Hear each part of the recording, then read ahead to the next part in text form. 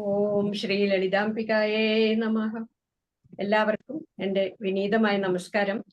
കൃഷ്ണം വന്ദേ സത്സംഗ സമിതി സംഘടിപ്പിക്കുന്ന ലളിതാ സഹസ്രനാമ പഠന ക്ലാസ്സിലേക്ക് എല്ലാ സജ്ജനങ്ങളെയും സന്തോഷപൂർവ്വം സ്വാഗതം ചെയ്യുന്നു. ക്ലാസ് എടുക്കുന്നത് ശ്രീ ശ്രീനിവാസൻ പന്തലിങ്കലാണ്. അദ്ദേഹത്തെ സ്നേഹാദരപൂർവ്വം സ്വാഗതം ചെയ്യുന്നു. കഴിഞ്ഞ ക്ലാസ്സിൽ 6ാമത്തെ ശ്ലോകം വരെയാണ് പറഞ്ഞു നിർത്തിയത്. ഇന്നത്തെ ക്ലാസ്സിലേക്ക് ഒരിക്കൽ കൂടി എല്ലാവരെയും സ്വാഗതം ചെയ്യുന്നു. ഹരി ഓം. നമസ്കാരം. ജഗദംബയുടെ മക്കളായ എല്ലാവർക്കും ഒരിക്കൽ കൂടി സ്വാഗതം. മംഗളശ്ലോകങ്ങൾ ചൊല്ലി നമുക്ക് തുടങ്ങാം. സദാശിവസമാരംഭാം ശങ്കരാചാര്യമധ്യമാം അസ്മദാചാര്യപര്യന്താം വന്ദേ ഗുരുപരമ്പരാം. ഗജാനനം ഭൂതഗണാതിസേവിതം കപിത്തജംഭൂബലസാരഭക്ഷിതം ഉമാസുതം ശോകവിനാശകാരണം നമാമി വിഘ്നേശ്വരപാദപങ്കജം. ഓം വെള്ളപ്പളുങ്കുനിറമൊത്ത വിദഗ്ധരൂപി കള്ളം കളഞ്ഞു കമലത്തിലെഴുന്ന ശക്തി വെള്ളത്തിലെ തിരകൾ തള്ളിവരും കണക്കെന്നുള്ളത്തിൽ വന്നു വിളയാടുക സരസ്വതി നീ. ഓം സർവമംഗളമാംഗല്യേ ശിവേ സർവാർത്ഥ സാധികേ ശരണ്യേ ത്രംബകേ ഗൗരി നാരായണി നമോസ്തുതേ. ഓം ശ്രീമാത്രേ നമഃ. ഓം. എല്ലാവർക്കും വീണ്ടും നമസ്കാരം. അങ്ങനെ 6 ക്ലാസ്സാണ് നമ്മുടെ ഇതുവരെ കഴിഞ്ഞത്. ഇന്ന് നമ്മൾ 7ാമത്തെ ക്ലാസ്സിലേക്ക് പ്രവേശിക്കുകയാണ്. അപ്പോൾ 6 ശ്ലോകങ്ങൾ ഉഷാജി പറഞ്ഞതുപോലെ 6 ശ്ലോകങ്ങൾ നമ്മൾ കംപ്ലീറ്റ് ചെയ്തിരുന്നു. അപ്പൊ നമുക്ക് ആ ശ്ലോകങ്ങളൊക്കെ ഒന്ന് വായിക്കാം ഇന്ന്, ശ്രീമാതാ മുതലുള്ളത്. അപ്പോൾ ഒരു കണക്ഷൻ കിട്ടും. അതിനുശേഷം നമുക്ക് ക്ലാസ്സിൽ പോവാം. എല്ലാവരും ശ്രദ്ധയോടുകൂടി ഇരുന്ന് ദേവിയെ മനസ്സിലേക്ക് ഒന്ന് മനസ്സോടെ ആ ചുവന്ന പ്രകാശത്തെ മനസ്സിൽ എടുത്ത് ശ്ലോകങ്ങൾ വായിക്കുക. ശ്രീമാതാ ശ്രീ മഹാരാജ്ഞി ശ്രീമത് സിംഹാസനേശ്വരി ചിദഗ്നികുണ്ഡ സംഭൂതാ ദേവകാര്യ സമുദ്യതാ ഉദ്യദ്ഭാനു സഹസ്രാഭാ ചതുർബാഹു സമന്യുത രാഗസ്വരൂപ പാഷാഢ്യ ക്രോധാകാരാങ്കുശോജ്വല മനോരൂപേക്ഷുകോദണ്ഡ പഞ്ചതന്മാത്ര സായക നിജാരുണ പ്രഭാപൂരമജ്ജത് ബ്രഹ്മാണ്ഡമണ്ഡല ചമ്പകാശോക പുന്നാഗ സൗഗന്ധികല സത്കച കുരുവിന്ദമണിശ്രേണി കനത്കോടീരമണ്ഡിത അഷ്ടമീ ചന്ദ്ര ബിഭ്രാജതളിക സ്ഥല ശോഭിത മുഖചന്ദ്ര കളങ്കാഭമൃഗനാഭിവിശേഷക വദനസ്മരമാംഗല്യ ഗൃഹതോരണ ചില്ലിക വക്ത്രലക്ഷ്മി പരീവാഹ ചലന്മീനാഭലോചന. അപ്പോ ഈ 6 ശ്ലോകങ്ങളാണ് നമ്മൾ കണ്ടത്. 6 ശ്ലോകങ്ങളിൽ നമ്മൾ 18 നാമങ്ങൾ കണ്ടു. തുടങ്ങുന്നതിന് മുന്നേ നമുക്ക് ഒരു നിമിഷം വീണ്ടും കണ്ണടച്ച് ദേവിയെ സ്മരിക്കാം. അക്ഷരം, നമ്മൾ അക്ഷരത്തെക്കുറിച്ച് പറയുകയാണെങ്കിൽ നമുക്കറിയാം, സദാശിവന്റെ സന്ധ്യാനൃത്തവേളയിൽ ഉടുക്കിൽ നിന്നും ഉരുത്തിരിഞ്ഞു വന്നതാണ് അക്ഷരങ്ങൾ എന്നാണ് പറയുന്നത്. അക്ഷരം എന്നാൽ ക്ഷയമില്ലാത്തത് എന്നാണ് അർത്ഥം. ഒരിക്കലും നശിക്കാത്തതാണ് അക്ഷരങ്ങൾ. ബാക്കിയെല്ലാം നശിച്ചാലും അക്ഷരങ്ങൾ നിലനിൽക്കും. അപ്പോ ആത്മാവിന്റെ പേരാണ് അക്ഷരം എന്നുള്ളത്. ആത്മജ്ഞാനം തന്നെയാണ് അക്ഷരം എന്നാണ് അറിയപ്പെടുന്നത്. ആത്മാവിനെ അറിയാത്ത ആള് എത്ര പഠിച്ചാലും, എത്ര വിദ്യാഭ്യാസം ഉണ്ടെങ്കിലും, എത്ര PhD ഡിഗ്രി എടുത്താലും അദ്ദേഹം നിരക്ഷരനാണ്. ആത്മജ്ഞാനത്തിന് വേണ്ടിയിട്ടുള്ള ഒരു ശ്രമമാണ് ഓരോ സത്സംഗവും. അപ്പൊ നമ്മള് ഒരുപാട് കീർത്തനങ്ങളോ ശ്ലോകങ്ങളോ വളരെ ഗഹനമായ രീതിയിൽ ജ്ഞാനസമ്പാദനം, അറിവ് സമ്പാദനം, ജ്ഞാനം എന്ന് ഞാൻ പറയില്ല, അത് നടത്തിക്കഴിഞ്ഞാൽ നമുക്ക് ആത്മജ്ഞാനം തെളിഞ്ഞു വരും എന്നൊന്നും പറയാൻ പറ്റില്ല. വെറും നമ്മൾ ഓം നമോ ഭഗവതേ വാസുദേവായ എന്നോ, അല്ലെങ്കിൽ സർവമംഗളമാംഗല്യേ ശിവേ സർവാർത്ഥ സാധികേ ശരണ്യേ ത്രംബകേ ഗൗരി നാരായണി നമോസ്തുതേ എന്നോ, ഹരേ രാമ എന്നുള്ള നാമമോ നിരന്തരം ജപിച്ചുകൊണ്ട് ആ സ്മരണ സദാ ഹൃദയത്തിൽ പരിപാലിച്ചു കൊണ്ടിരുന്നു കഴിഞ്ഞാൽ ഈ നമ്മുടെ ഓരോ കോശങ്ങളും, നാമജപം എന്ന് പറഞ്ഞു കഴിഞ്ഞാൽ പതുക്കെ പതുക്കെ പതുക്കെ നമ്മുടെ ഓരോ കോശങ്ങളും ആ നാമത്തിലുള്ള അതിൻ്റെ ആ ഋതം, അതിലേക്ക് താതാത്മ്യം പ്രാപിക്കും. അതൊരു വലിയ പ്രോസസ്സാണ്. പക്ഷെ അങ്ങനെ വരുമ്പോഴാണ് നമ്മൾക്ക് ഈ പുറമേക്കുള്ള ഈ പഞ്ചേന്ദ്രിയങ്ങളുടെ ആ അതിപ്രസരം കൊണ്ടുവരുന്ന ആ എന്താ പറയുക, നമ്മളുടെ ആ വ്യതിചലിക്കുന്ന മനസ്സ് ഒരു ഭാഗത്ത് ഫോക്കസ് ചെയ്യാൻ പറ്റുന്നത്. അപ്പൊ തന്ത്രവിദ്യയോ അല്ലെങ്കിൽ വൈദിക ശാസ്ത്രത്തിലൂടെയോ മന്ത്രവിദ്യയിലൂടെയോ നമ്മളിപ്പോ ശ്രീവിദ്യാ മന്ത്രം ജപിക്കുകയാണെങ്കിൽ ഇത് നമുക്ക് പെട്ടെന്ന് സ്വായത്തമാക്കാൻ പറ്റിയെന്ന് വരും. പക്ഷെ അതിന് ഗുരു വേണം, അതിനൊരുപാട് അതിന്റെ ചിട്ടയുണ്ട്, ചിട്ടയോടുകൂടി ജപിക്കണം. അപ്പോ അതെല്ലാവർക്കും സാധ്യമല്ല. അതുകൊണ്ടാണ് നമ്മള് ലളിതാ പരമേശ്വരിയുടെ മന്ത്രവും തന്ത്രവും നാമവും എല്ലാം അടങ്ങിയിട്ടുള്ള ഈ ലളിതാ സഹസ്രനാമം പഠിക്കുന്നത്. അപ്പൊ ഇത് പഠിക്കാൻ പ്രത്യേകിച്ച് നമുക്ക് ഒരു അറിവോ കഴിവോ ഒന്നും ആവശ്യമില്ല. ശ്രീരാമകൃഷ്ണ പരമഹംസരുടെ അടുത്ത് അദ്ദേഹത്തിന്റെ ഒരു ശിഷ്യനായിരുന്നു, അദ്ദേഹത്തിന്റെ പേരാണ് രാമചന്ദ്ര ദത്ത. ശിഷ്യനല്ല, അദ്ദേഹത്തിനെ എപ്പോഴും വണങ്ങാൻ വരുന്ന ധനികനായിട്ടുള്ള ഒരു വ്യാപാരിയായിരുന്നു രാമചന്ദ്ര ദത്ത. ശ്രീരാമകൃഷ്ണ പരമഹംസരെ വളരെ ഇഷ്ടപ്പെട്ടിരുന്ന ഒരു വ്യക്തിത്വം കൂടിയായിരുന്നു. അപ്പോ ഈ രാമചന്ദ്ര ദത്തയുടെ കൂടെ ലട്ടു എന്ന് പറഞ്ഞിട്ട് ഒരു വേലക്കാരൻ കൂടെ വരും എപ്പോഴും. അദ്ദേഹത്തിന്റെ വീട്ടിലെ വേലക്കാരനാണ് ലട്ടു. അപ്പോ ഇങ്ങനെ ഇദ്ദേഹം വന്ന് ഇതെല്ലാം ഇദ്ദേഹം ഇങ്ങനെ ലട്ടു തന്റെ യജമാനന്റെ കൂടെ വന്ന് ഈ അദ്ദേഹത്തിന്റെ വണങ്ങളൊക്കെ കഴിഞ്ഞ് തിരിച്ചു പോകുമ്പോ എന്നും ഈ ശ്രീരാമകൃഷ്ണ പരമഹംസരെ ലട്ടു ഇങ്ങനെ കുറെ നേരം നോക്കി നിൽക്കുത്രേ. അപ്പൊ ഒരു ദിവസം ശ്രീരാമകൃഷ്ണ പരമഹംസര് ലട്ടുവിനോട് ചോദിക്കുകയാണ്, എന്താ നീ നോക്കുന്നത് എന്ന്. അപ്പൊ ലട്ടു പറഞ്ഞു അത്ര, ഒന്നും പഠിച്ചിട്ടില്ല, നിരക്ഷര കുക്ഷി എന്ന് പറയാം വേണമെങ്കിൽ ലട്ടുവിനെ. എനിക്ക് എന്തെങ്കിലും ഒരു ഉപദേശം തരൂ എന്ന് ലട്ടു ചോദിച്ചു എന്നാണ് പറയുന്നത്. അപ്പോ ശ്രീരാമകൃഷ്ണ പരമഹംസര് ലട്ടുവിന് ഒരു ഉപദേശം കൊടുത്തു. ഈ ഇദ്ദേഹത്തിന്റെ എന്താ പറയുക, ദക്ഷിണേശ്വരത്തിലേക്ക് വരുന്ന വഴിക്ക് ഒരു 2-3 ശരിക്കുള്ള റോട്ടിലൊക്കെ 2-3 കള്ള് ഷാപ്പുകൾ ഉണ്ട് അത്രേ. അപ്പൊ കള്ള് ഷാപ്പുള്ള വഴി കൂടെ നടക്കരുത് എന്ന് ലട്ടുവിനോട് പറഞ്ഞു. ലട്ടു മദ്യപാനിയാണോ ഒന്നും അറിയില്ല, അല്ല എന്നാണ് വിശ്വാസം. എന്തായാലും ലട്ടു 15 കിലോമീറ്റർ നടന്നിട്ടാണ് ദക്ഷിണേശ്വരത്ത് എത്തിയിരുന്നത്.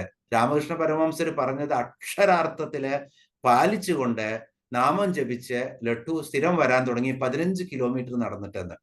അങ്ങനെ ലട്ടുവായിട്ട് പിന്നെ അദ്ദേഹം വേലയ്ക്ക് പോകാണ്ടിരുന്നു. ആശ്രമത്തിൽ വരും സ്ഥിരം. ആശ്രമത്തില് കാര്യമായിട്ട് വിദ്യാഭ്യാസമൊന്നും ശ്രീരാമകൃഷ്ണ പരമഹംസർക്കും ഇല്ല. അങ്ങനെ അവർ രണ്ടുപേരും ഒരുപാട് സംവദിക്കും. അങ്ങനെ ഇദ്ദേഹത്തിന് മന്ത്രോപദേശം കൊടുത്തു ലട്ടുവിന്. അത് ധാരാളം ജപിക്കും, വളരെ ഹൃദയത്തിൽ ആത്മാർത്ഥമായി ജപിക്കും. അങ്ങനെ ജ്ഞാനിയായി മാറി ലട്ടു. ഒന്നും പഠിക്കാത്ത, അക്ഷരാഭ്യാസമില്ലാത്ത ലട്ടു, ഇതിപ്പോ സംഭവിച്ച സംഭവങ്ങളാണ്.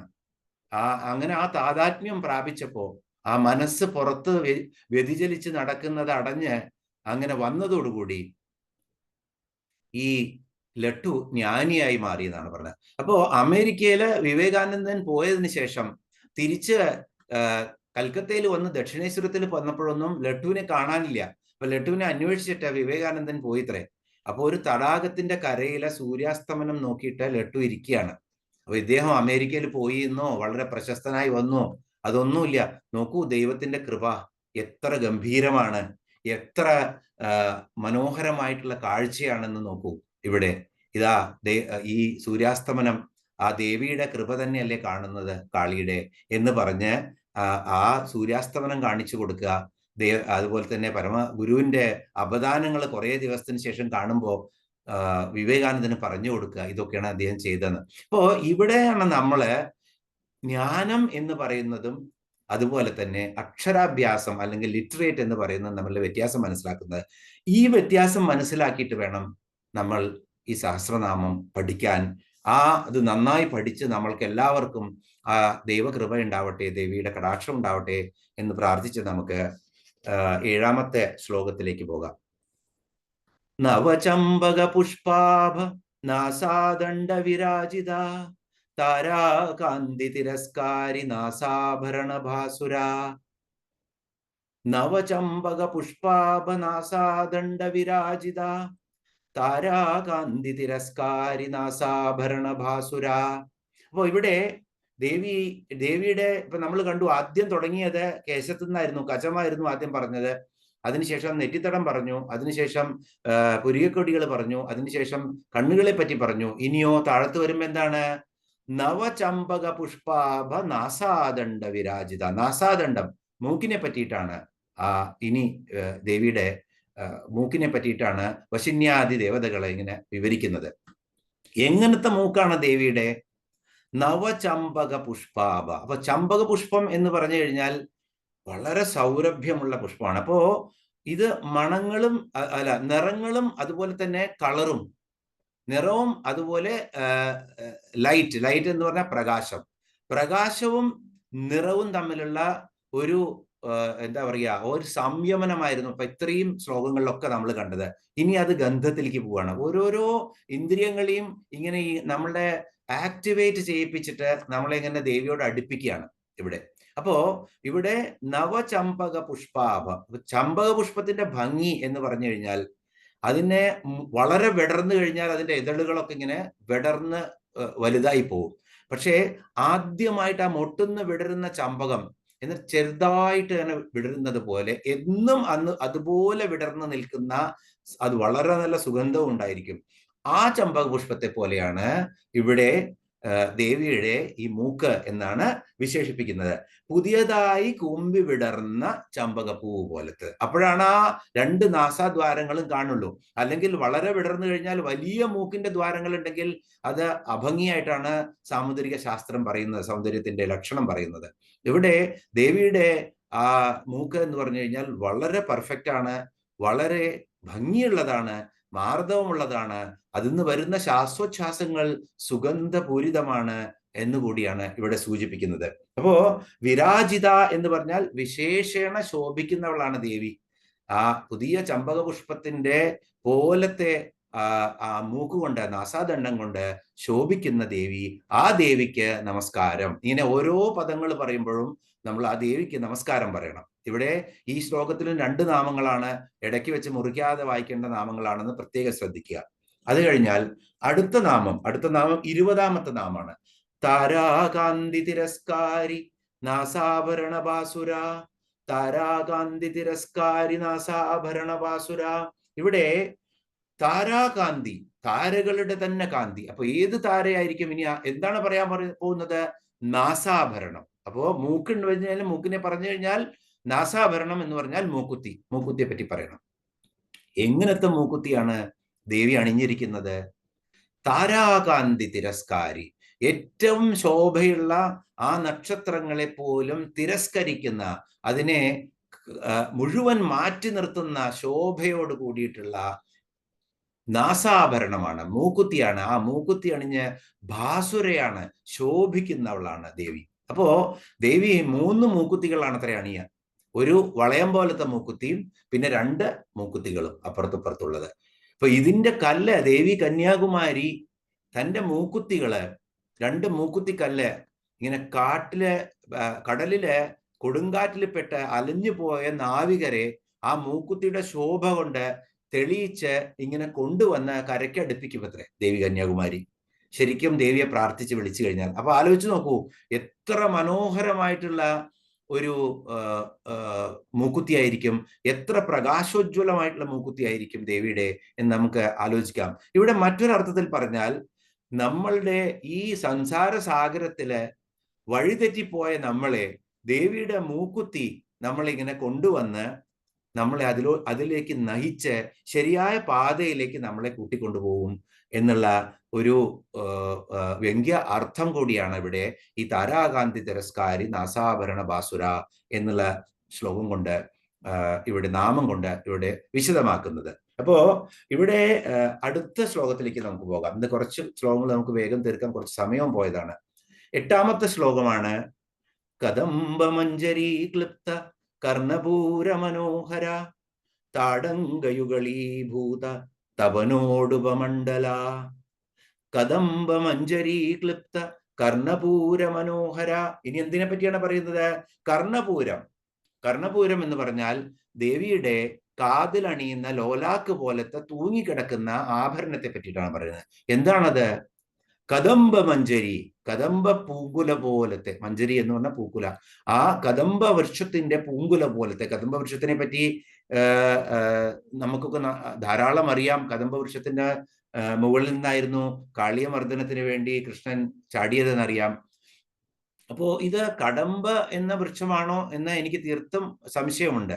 കാരണം കദംബ വൃക്ഷം ധാരാളം വലിയ വൃക്ഷമാണ്. കദംബം ധാരാളമായി ഗുജറാത്തിലും അതുപോലെ തന്നെ ഇവിടെ പല സ്ഥലങ്ങളിലും കാണാം. നാട്ടില് കാണാത്തൊരു വൃക്ഷമാണ് കദംബം. ആ കദംബ വൃക്ഷത്തിന്റെ ഞാൻ നമ്മളുടെ ഇതിട്ടപ്പോൾ ഞാൻ കാണിച്ചു തന്നിരുന്നു. അതിന്റെ പൂക്കുല ഒന്ന് കാണിക്കാം. കാരണം പലർക്കും അതിനെക്കുറിച്ച് അറിയുണ്ടാവില്ല. അപ്പൊ അതൊന്ന് ഞാൻ കാണിച്ചു തരാം.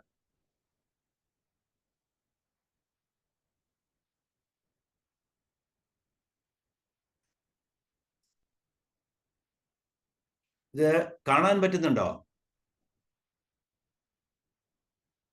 ഇങ്ങനെയാണ് കദംബ പൂക്കുല. അപ്പോൾ വളരെ അർത്ഥവത്തായിട്ടാണ് വശന്യാദി ദേവതകൾ എഴുതിയിരിക്കുന്നത്.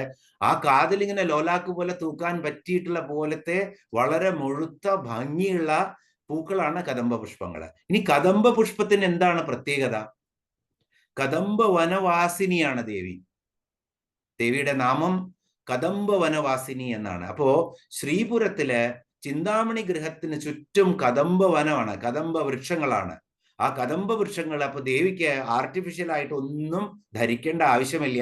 കദംബത്തിന്റെ പൂക്കുല എടുത്തിട്ട് ഇങ്ങനെ ലോലാക്കുകളായിട്ട് അണിഞ്ഞിരിക്കുകയാണ്. അതിന്റെ ആ സുഗന്ധവും എല്ലാം ഇങ്ങനെ പരിമളം എല്ലായിടത്തും പരന്നിരിക്കുന്ന അതിമനോഹരമായിരിക്കുന്ന രൂപത്തോട് കൂടിയിട്ടുള്ള ദേവിയാണ് ഇവിടെ. അപ്പോ കദംബ മഞ്ജരി, ക്ലിപ്തം എന്ന് പറഞ്ഞാൽ കൃത്യമായിട്ട് ധരിക്കപ്പെട്ടത് എന്നാണ്. നമ്മൾ ലിമിറ്റഡ് എന്ന് പറയില്ലേ ക്ലിപ്തം എന്ന് പറഞ്ഞാൽ, അതുപോലെ തന്നെയാണ്. കദംബ മഞ്ജരി ക്ലിപ്ത കർണപൂര മനോഹര. കർണപൂരം എന്ന് പറഞ്ഞാൽ കാതിലെ ലോലാക്ക്. ഇനിയോ താടങ്കയുഗളീഭൂത തപനോടുപമണ്ഡല. അപ്പോ ദേവിയുടെ കർണപൂരത്തിനെ പറ്റി പറഞ്ഞു. ഇനിയോ താടങ്കം എന്ന് പറഞ്ഞു കഴിഞ്ഞാൽ എന്താണ്? തോട എന്ന് പറയും. കഴുത്ത് ഇതിനെ പറ്റിച്ചിട്ട് വലുതായിട്ടിടുന്ന തോടകളാണ് താടങ്കം. താടങ്കയുഗളീഭൂത തപനോടുപമണ്ഡല. അപ്പോ എന്താണ് തോടകള്? തപനനും ഉടുപനും. തപനൻ എന്ന് പറഞ്ഞാൽ സൂര്യൻ, ഉടുപൻ അല്ലെങ്കിൽ ഉടുപതി എന്ന് പറഞ്ഞാൽ നക്ഷത്രങ്ങളുടെ പതി, അതാണ് ചന്ദ്രൻ. അപ്പോ ഇതിന്റെ മുന്നിൽ നമ്മൾ കണ്ടു നേത്രങ്ങള് ദേവിയുടെ കണ്ണുകൾ സൂര്യചന്ദ്രന്മാരാണ് എന്ന് പറയും. അതുപോലെ തന്നെ സ്തനങ്ങൾ സൂര്യചന്ദ്രന്മാരാണെന്ന് പറയും. അതുപോലെ കർണാഭരണങ്ങളും ദേവിയുടെ സൂര്യചന്ദ്രന്മാരാണ്. അപ്പോ ദേവിക്ക് ഈ ബ്രഹ്മാണ്ടം തന്റെ ലീലയാണ്. സൂര്യചന്ദ്രന്മാരെ തന്റെ തോടയാക്കിയിട്ട് രണ്ട് കാതിലും അണിയാൻ പറ്റുന്ന ആ ദേവിയുടെ ആ പ്രാപ്തി എന്താണെന്ന് ആലോചിച്ച് നോക്കൂ, അല്ലെങ്കിൽ ആ പ്രൗഢത എന്താണെന്ന് ആലോചിച്ച് നോക്കൂ. അതുകൊണ്ടാണ് ഈ ബ്രഹ്മാണ്ടത്തിന്റെ തന്നെ സ്വരൂപമാണ് ദേവി എന്ന് പറയുന്നത്. അപ്പോ താടങ്കയുഗളീഭൂത തപനോടുപമണ്ഡല. തപനൻ സൂര്യൻ, താടങ്കം എന്ന് പറഞ്ഞാൽ തോട, താടങ്കയുഗളീഭൂത തപനോടുപമണ്ഡല. ഇവിടെ കൃത്യമായിട്ട് ധരിച്ചിരിക്കുന്നത് ഉടുപതി, ചന്ദ്രനാണ് ഉടുപൻ എന്ന് പറഞ്ഞാൽ. ഉടുപതി, ഉടു എന്ന് പറഞ്ഞ നക്ഷത്രങ്ങളാണ്. നക്ഷത്രങ്ങളുടെ പതിയാണ് ആര്? ചന്ദ്രൻ. അപ്പോ ഒരു കാതിൽ ചന്ദ്രനും ഒരു കാതിൽ സൂര്യനുമാണ് ദേവിയുടെ ഈ താടങ്കങ്ങളായിട്ട് അല്ലെങ്കിൽ തോടകളായിട്ട് അണിഞ്ഞിരിക്കുന്നത്. അപ്പോ താഴത്തെ കാതിൽ അണിയാനുള്ള ലോലാക്കുകളായിട്ട് കദംബ പുഷ്പങ്ങളും അതുപോലെ രണ്ട് കാതിലും അണിയുന്ന വലിയ തോടകളായിട്ട് അണിഞ്ഞിരിക്കുന്നത് ചന്ദ്രനും സൂര്യനുമാണ്. അപ്പൊ ആ ദേവിയെക്കുറിച്ച് ഇത് അണിഞ്ഞിരിക്കുന്ന ദേവിക്ക് പ്രണാമം എന്നാണ്. ആ ദേവിയുടെ നാമം ആണ് നമ്മൾ ഇവിടെ കാണുന്നത്. അല്ലാതെ കാതല്ല കാണുന്നത്, ചന്ദ്രനെയും സൂര്യനെയും അല്ല കാണുന്നത്. അങ്ങനെ ആ ദേവി ഇങ്ങനെ ഈ സൂര്യനെയും ചന്ദ്രനെയും അണിഞ്ഞിരിക്കുന്ന ചെവിയോട് കൂടിയവളായ ദേവി എന്നാണ് ഇവിടെ ഈ നാമം. ഇനി നമ്മള് 9ാമത്തെ ശ്ലോകത്തിലേക്ക് പോവാം. നമുക്ക് പത്മരാഗശിലാദർശ പരിപാവി കപോലഭൂ നവവിദ്രുമബിംബശ്രീന്യക്കാരി രതനച്ഛത. ഇവിടെ രതനച്ഛത എന്നും ദശനച്ഛത എന്നും രണ്ട് പാഠഭേദങ്ങൾ കാണും. രണ്ടും ശരിയാണ്. ദശനം എന്നാണ് കുറച്ചുകൂടി കറക്റ്റ് ആയിട്ടുള്ളത്, പക്ഷെ രണ്ടും ശരിയാണ്. അപ്പൊ ഞെക്കാരി രതനച്ഛത എന്നോ അല്ലെങ്കിൽ ദശനച്ഛത എന്നോ രണ്ടും ശരിയാണ്. അതുകൊണ്ട് തെറ്റായിട്ട് അതിനെ കണക്കാക്കണ്ട, രണ്ടും കറക്റ്റ് ആണ്. പത്മരാഗ ശിലാദർശ പരിഭാവി കപോലഭൂ.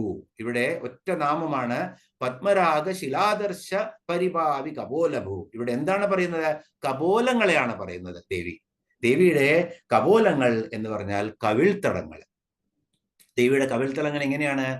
പത്മരാഗശില പോലെ, പത്മരാഗശിലാദർശ പരിഭാവി കപോലഭൂ എന്ന് വെച്ചാൽ പത്മരാഗ ശില പോലെ, ശിലകളുടെ ആദർശം എന്ന് പറഞ്ഞാൽ കണ്ണാടി. അപ്പൊ ചുവന്ന പത്മരാഗം എന്ന് പറഞ്ഞാൽ ചുവപ്പാണ്. അപ്പൊ ദേവിയുടെ കവിള് വീണ്ടും വർണ്ണങ്ങളാണ്, ചുവന്ന നിറമുള്ളതാണ് എന്ന് നമുക്ക് മനസ്സിലാക്കാം. അപ്പോ ആ പത്മരാഗ കല്ലുകൊണ്ട്, അല്ലെങ്കിൽ ആ ചുവന്ന മാണിക്യ കല്ലുകൊണ്ട് ഒരു കണ്ണാടി ഉണ്ടാക്കി കഴിഞ്ഞാൽ, ആദർശം എന്നാൽ കണ്ണാടി, അങ്ങനെ ഒരു കണ്ണാടി ഉണ്ടാക്കി കഴിഞ്ഞാൽ എത്ര തിളക്കവും എത്ര മിനുക്കവുമായിരിക്കും ആ കണ്ണാടിക്ക്. അതേപോലെ തിളങ്ങുന്ന, നല്ല ചുമന്ന് തുടുത്ത, തിളങ്ങുന്ന മിനുസമുള്ള കവിൾത്തടങ്ങളാണ് ദേവിയുടെ. അപ്പോ സൗന്ദര്യത്തിന്റെ ഏറ്റവും വലിയ ലക്ഷണമാണ് ചുവന്ന് തുടുത്ത കവിൾത്തടങ്ങൾ. അതും വളരെ മാർദ്ദവമുള്ളതായിരിക്കണം. അപ്പൊ അതേപോലെയാണ് ആ കണ്ണാടി പോലെ മിനുസമുള്ള തിളങ്ങുന്ന പത്മരാഗ കല്ലുകൾ കൊണ്ടൊരു കണ്ണാടി ഉണ്ടാക്കിയാൽ എത്ര തിളക്കമുണ്ടോ അതുപോലത്തെ ഭൂ എന്ന് പറഞ്ഞാൽ ഇവിടെ ശോഭ എന്നാണ് അർത്ഥം. പരിഭാവി എന്ന് പറഞ്ഞാൽ എന്താണ്? പരിഭവിക്കുന്നത്. അപ്പൊ പത്മരാഗ ശിലാദർശ പരിഭാവി കപോലഭൂ. അപ്പൊ അങ്ങനത്തെ അത്രയും മനോഹരമാണ് ദേവിയുടെ ഈ കവിൾത്തടങ്ങള്. ആ കവിൾത്തടങ്ങള് ഒന്ന് മനസ്സിൽ ധ്യാനിക്കൂ. ഇവിടെ ശങ്കരാചാര്യര് വളരെ മനോഹരമായിട്ട് സൗന്ദര്യലഹരിയിൽ ഒരു ശ്ലോകം പറയുന്നുണ്ട്. ആ ശ്ലോകത്തിനകത്ത് കാമേശ്വരൻ തൻ്റെ മുഖം നോക്കുമത്രേ ദേവിയുടെ കവിൾത്തടങ്ങളിൽ. കാരണം അത്രയും മിനുസമുള്ളതാണ്, കണ്ണാടി പോലെ ഇങ്ങനെ റിഫ്ലക്ട് ചെയ്യുന്നതാണ്. അങ്ങനെ ആ കാമേശ്വരന്റെ മുഖമുള്ളത് കൊണ്ടാണ് ദേവിയുടെ ഈ കവിൾത്തടം ഇത്രയും മനോഹരമായിരിക്കുന്നത്. അല്ലെങ്കിൽ അത് നോക്കിയിട്ടാണ് കാമേശ്വരൻ താൻ സൗന്ദര്യവാനാണോ എന്ന് ദേവിയോട് ചോദിക്കുമത്രേ. അപ്പോ അത്രയും മനോഹരമാണ്, കാമേശ്വരനെ പോലും മോഹിപ്പിക്കുന്ന തരത്തിലുള്ള ഭംഗിയുള്ള കവിൾത്തടങ്ങളാണ് ദേവിയുടെ എന്ന് നമുക്കിവിടെ മനസ്സിലാക്കാം. അപ്പോ പത്മരാഗ ശിലാദർശ പരിഭാവി കപോലഭൂ. ഇനി അടുത്തതോ നവവിദ്രുമ ബിംബശ്രീ ന്യക്കാരി രതനച്ഛത. ഇത് ശ്രദ്ധിച്ച് മനസ്സിലാക്കേണ്ട ഒരു ശ്ലോകമാണ്. അപ്പോ ഇനി എന്താണ് പറയുന്നത്? കവിൾത്തടം പറഞ്ഞു. ഇനി എന്താണ് ബാക്കി മുഖത്തുള്ളത്? ചുണ്ടുകള്. അപ്പോ ചുണ്ടുകളെ എങ്ങനെയാണ് ഇവിടെ എത്ര മനോഹരമായിട്ടുള്ള സാഹിത്യത്തിലാണ് വിശദീകരിക്കുന്നതെന്ന് നമുക്കൊന്ന് ശ്രദ്ധിക്കാം. നവവിദ്രുമം എന്ന് വെച്ചാൽ പുതിയതായിട്ടുള്ള പവിഴങ്ങളെല്ലാം അതിനകത്ത് മരിച്ചു പോയി കഴിഞ്ഞാൽ പിന്നെ ആ ജീവജന്തു ഒന്നും ഇല്ലാത്ത അവസ്ഥ വന്നു കഴിഞ്ഞാൽ വളരെ ഹാർഡായിരിക്കും. പക്ഷെ നവവിദ്രുമം എന്ന് പറഞ്ഞാൽ പുതിയതായിട്ടുള്ള പവിഴം, അത് വളരെ മനോഹരമായ വർണ്ണമാണത്രേ അതിൻ്റെ. ആ വർണ്ണമാണ് ഇപ്പൊ നമ്മള് എന്താ പറയാ, പവിഴാധരി എന്ന് പറയും. പവിഴം പോലത്തെ അധരങ്ങളോട് കൂടിയവൾ, അത് സൗന്ദര്യ ലക്ഷണമാണത്, പവിഴാധരി. അതുപോലെ നവവിദ്രുമ ബിംബം എന്ന് പറഞ്ഞാൽ തൊണ്ടിപ്പഴത്തിനെയും എന്താ പറയുക, ബിംബാധരി എന്നും പറയും. അപ്പോൾ നല്ല ചുണ്ടുകളുടെ ലക്ഷണമാണ് പവിഴാധരവും ബിംബാധരവും. ഇവിടെ രണ്ടും പറഞ്ഞിട്ടുണ്ട്. നമുക്ക് പറയാം, എങ്ങനെ പറയാം? നല്ല ഈ പത്മരാഗം പോലെ, അതെ, നവവിദ്രുമം പുതിയതായിട്ടുള്ള പവിഴത്തിനെ പോലത്തെ അതിൻ്റെ നിറവും തൊണ്ടിപ്പഴം പോലത്തെ മൃദുലതയുമുള്ള ചുണ്ടാണ് ദേവിയുടെ എന്നാണ് ഇവിടെ പറയുന്നത്. അപ്പൊ ചുണ്ടൻ എങ്ങനെ പറയുന്നു? രതനച്ഛത. രതനം എന്ന് പറഞ്ഞാൽ, അല്ലെങ്കിൽ ദശനം എന്ന് പറഞ്ഞാൽ എന്താണ്? പല്ലുകളാണ്. ഇവിടെ പല്ലല്ല പറയുന്നത്. അപ്പോ രതനച്ഛത. ഇപ്പൊ നമ്മൾ അനാച്ഛാദനം എന്ന് കേട്ടിട്ടുണ്ടായിരിക്കും. പ്രതിമ അനാച്ഛാദനം ചെയ്തു എന്ന്, ഇല്ലേ? അനാച്ഛാദനം ചെയ്യുക എന്ന് പറഞ്ഞു കഴിഞ്ഞാൽ മറച്ചതിനെ മാറ്റുക എന്നുള്ളതാണ്. അപ്പൊ ഛാദനം ചെയ്യുക എന്ന് പറഞ്ഞാൽ എന്താണ് അർത്ഥം? മറയ്ക്കുക എന്നാണ് അർത്ഥം. അപ്പോ രതനത്തെ ഛാദനം ചെയ്യുന്നത്, അല്ലെങ്കിൽ ദശനത്തെ ഛാദനം ചെയ്യുന്നത് അതെന്താണ്? ചുണ്ടുകൾ. പല്ലിനെ മറയ്ക്കാൻ ഉപയോഗിക്കുന്ന സാധനമാണ് ചുണ്ടുകൾ. അപ്പോൾ ഇവിടെ കവി എത്ര മനോഹരമായ ഭാഷയിലാണ് ഇത് എഴുതിയിരിക്കുന്നത്. നവവിദ്രുമ ബിംബശ്രീ, ആ ബിംബത്തിൻ്റെയും അതുപോലെ തന്നെ ഈ പുതിയ പവിഴപ്പുറ്റിൻ്റെയും അതുപോലെ തൊണ്ടിപ്പഴത്തിൻ്റെയും ശ്രീ എന്ന് പറഞ്ഞാൽ കാന്തി, ആ ആഭ, അതിനെ ന്യക്കാരി എന്ന് പറഞ്ഞു കഴിഞ്ഞാൽ തിരസ്കരിക്കുന്ന, ഇതിന്റെയൊക്കെ ആഭകളെ തിരസ്കരിക്കും. അതിനെ ഉപമിക്കാൻ വേണ്ടി മാത്രം പറയാണ് ഇതുപോലെ എന്ന് പറയുന്നത്. ഈ രണ്ട് സാധനങ്ങളുടെയും, ഏത് ഈ പുതിയ പവിഴപ്പുറ്റിന്റെയും ഈ ബിംബം തൊണ്ടിപ്പഴത്തിന്റെയും ആ ആഭയെ, ആ കാന്തിയെ ന്യക്കരിക്കുന്ന, തിരസ്കരിക്കുന്ന, മാറ്റി നിർത്തുന്ന അത്രയും മനോഹരമായിട്ടുള്ള രതനച്ഛതയാണ് ദേവിയുടെ, ചുണ്ടുകളാണ് ദേവിയുടെ എന്നാണ് പറയുന്നത്. അപ്പോൾ കൃത്യമായിട്ട് ഒന്ന് ഓർത്തു വെച്ചോളൂ. അത് രതനം എന്ന് പറഞ്ഞു കഴിഞ്ഞാൽ പല്ലാണ്, ദശനം എന്ന് പറഞ്ഞാലും പല്ലാണ്. അതിനെ ഛാദനം ചെയ്യുന്നു എന്ന് പറഞ്ഞാൽ മറക്കുക. അപ്പൊ അനാച്ഛാദനം എന്ന് ഓർത്താൽ നമുക്ക് ഈ പെട്ടെന്ന് ഈ ശ്ലോകം വായിക്കുമ്പോൾ ഇങ്ങനെ ദേവിയുടെ ചുണ്ടുകളാണെന്ന് അറിയാൻ പറ്റും, അല്ലെങ്കിൽ നമുക്കത് അറിയാൻ പറ്റില്ല. അപ്പോൾ എല്ലാവർക്കും മനസ്സിലായി എന്ന് വിശ്വസിക്കുന്നു. ഇനിയോ അടുത്ത ശ്ലോകം 10ാമത്തെ ശ്ലോകമാണ്. 2 നാമങ്ങളാണ്. ശുദ്ധവിദ്യാങ്കുരാകാര ദ്വിജപംക്തിദ്വയോജ്വല കർപ്പൂരവീടികാമോദ സമാകർഷി ദിഗന്ധര. ശുദ്ധവിദ്യാങ്കുരാകാര ദ്വിജപംക്തിദ്വയോജ്വല കർപ്പൂരവീടികാമോദ സമാകർഷി ദിഗന്ധര. അപ്പൊ ഇനി എവിടെ എത്തി? അപ്പോ ഇനി പല്ലുകളെ കുറിച്ച് പറയണം. എന്താണ് ദേവിയുടെ പല്ലുകള്? ദേവിയുടെ ശുദ്ധവിദ്യാങ്കുരാകാര. ഈ ശ്ലോകം വേദാന്തികളൊക്കെ ഒരു ദിവസം ഇരുന്ന് പറഞ്ഞാലും തീരാത്ത ശ്ലോകമാണ്. അത്രയും ഗാഠമായ അർത്ഥമാണ് ഈ ശ്ലോകത്തിനുള്ളത്. ശുദ്ധവിദ്യ എന്ന് പറഞ്ഞു കഴിഞ്ഞാൽ ശ്രീവിദ്യാ മന്ത്രം തന്നെയാണ്. സാക്ഷാൽ ജഗത് ജനനി തന്നെയാണ് ഈ ശുദ്ധവിദ്യ. അപ്പോ ശുദ്ധവിദ്യയുടെ ആ അങ്കുരങ്ങളെ പോലെ, ശുദ്ധവിദ്യ ആയിട്ടുള്ള സാക്ഷാൽ ശ്രീവിദ്യാ മന്ത്രത്തിന്റെ അങ്കുരങ്ങളെ പോലെ, മുളകളെ പോലെ ഇങ്ങനെ ആ ആകാരത്തോടുകൂടി മുളച്ചു നിൽക്കുന്ന ദ്വിജപംക്തി ദ്വയോജ്വല. വളരെ ശ്രദ്ധിക്കേണ്ട വാക്കുകളാണ്. അപ്പോ ഇവിടെ എന്തുകൊണ്ടാണ് ശുദ്ധവിദ്യ എന്ന് ഇവിടെ പറഞ്ഞിരിക്കുന്നത് എന്ന് വെച്ച് കഴിഞ്ഞാൽ, ദേവിയുടെ ഉപാസകരെ, ദേവിയുടെ ദന്തങ്ങൾ തന്നെ ദേവിയുടെ ഉപാസകരെ ശുദ്ധവിദ്യയിലേക്ക്, ആത്മജ്ഞാനത്തിലേക്ക് നയിക്കും. ആ ദന്തങ്ങളുടെ ആ ശോഭ തന്നെ നോക്കിയിട്ട് ദേവിയെ മനസ്സിൽ പ്രതിഷ്ഠിച്ചാൽ ആ ശുദ്ധവിദ്യ പതുക്കെ പതുക്കെ നമുക്ക് തെളിഞ്ഞു വരും എന്നുള്ളതാണ് ഇവിടെ. അപ്പോ ഇവിടെ ത്രിപുടി ശുദ്ധവിദ്യ എന്ന് പറയുമ്പോൾ നമുക്ക് വളരെ സിമ്പിൾ ആയിട്ടുള്ള അർത്ഥത്തിൽ പറയുകയാണെങ്കിൽ ത്രിപുടി, അപ്പൊ നമ്മൾ പറയില്ലേ സബ്ജക്ട്, ഒബ്ജക്റ്റ് ആൻഡ് ഇതിനെ നമ്മൾ കാണുന്ന ആ പ്രോസസ്സ്. അപ്പോ ഇത് ഞാൻ അതുപോലെ തന്നെ കാണുന്നു, ഞാൻ കാണുന്നു. എങ്ങനെ കാണുന്നു? ഒരു ഒബ്ജക്റ്റിനെ കാണുന്നു. അപ്പൊ ഞാനും ദേവിയും തമ്മിൽ ഒരു വ്യത്യാസവുമില്ല, അല്ലെങ്കിൽ ഞാനും ഈ ബ്രഹ്മാണ്ടം നിറഞ്ഞു നിൽക്കുന്ന ആ ചൈതന്യവും ഒരു വ്യത്യാസവുമില്ല. ആ ചൈതന്യത്തെ നമ്മൾ ഒരു വസ്തുവിനെ കാണുന്നത് പോലെയുള്ള ആ പ്രോസസ്സ്, ഇത് മൂന്നും ഒരുമിച്ച് ആവുമ്പോഴാണ് നമുക്ക് ജ്ഞാനം വരുന്നത്. രണ്ടും ഒരു വ്യത്യാസമില്ലാതെ നമുക്ക് ഇന്ദ്രിയങ്ങളെല്ലാം നിഗ്രഹിച്ച് നമ്മുടെ മനസ്സിൽ ആ രൂപത്തിനെ വരുത്താൻ പറ്റുമ്പോഴാണ് ആ ശുദ്ധവിദ്യ തെളിഞ്ഞു വരുന്നത്. അതിൻ്റെ ഒരു ശ്രീവിദ്യാ മന്ത്രത്തിന്റെ നമുക്ക് എല്ലാവർക്കും അറിയാം 16 അക്ഷരങ്ങളാണ്. 15 അക്ഷരങ്ങളുള്ള പഞ്ചദശാക്ഷരി മന്ത്രത്തില് ഈ ശ്രീം എന്നുള്ളത് കൂട്ടിക്കഴിഞ്ഞാൽ അത് ശ്രീവിദ്യാ മന്ത്രമായി മാറും. ആ ശ്രീവിദ്യാ മന്ത്രത്തിന് 16 അക്ഷരങ്ങളാണ്. ഷോഡശാക്ഷരി മന്ത്രം എന്നാണ് പറയുന്നത്. ഒരു വരിയിലുള്ള, അപ്പൊ ദ്വിജം എന്ന് എന്തുകൊണ്ട് ഉപയോഗിച്ചു ഇവിടെ? ശുദ്ധവിദ്യാങ്കുരാകാരം, ശുദ്ധവിദ്യയുടെ അങ്കുരങ്ങളെ പോലത്തെ ആകാരമുള്ള ദേവിയുടെ പല്ലുകളാണ് ദ്വിജം എന്ന് പറയുന്നത്. ഇവിടെ ദന്തം എന്ന് പറയാമായിരുന്നു ദ്വിജം എന്നതിന് പകരം. എന്തുകൊണ്ടാണ്? പ്രാസം തെറ്റില്ല. അതുപോലെ തന്നെ ഇവിടെ ദന്തം എന്ന് പറഞ്ഞാൽ അനുഷ്ടുപ്പ് വൃത്തവും തെറ്റില്ല. എന്നിട്ടും ഇവിടെ വശന്യാദി ദേവതകളും കവികളും ഉപയോഗിച്ചത് ദ്വിജൻ എന്നുള്ള ശബ്ദമാണ്. അപ്പോൾ ദ്വിജം എന്ന് പറഞ്ഞാൽ രണ്ടാമതുണ്ടാവുന്നത്, രണ്ടാമത് ജനിക്കുന്നത് എന്നാണ് അർത്ഥം.